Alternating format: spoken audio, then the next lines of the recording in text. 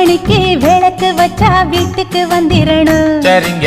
7 மணிக்கு குளிக்க வச்சு முதுகு தேத்திரணும். சரிங்க. 8 மணி ஆனாக்கா என்னோட கையால சாப்பிடணும். திண்ணையில உக்காந்து வெத்தலை மடிச்சு போட்டுக்கணும். 9 மணி அடிச்சா பாய் விரிச்சு கதவடைக்கணும். 10 மணிக்கு விளக்கடைச்சு பக்கத்துல வரணும். எங்க அப்பா 8 பட்டி ராசா கொஞ்சம் காத கொடுங்க லேசா. கட்டுன புருஷ நடக்கும் முறையை சொல்லித்தர ரோசா.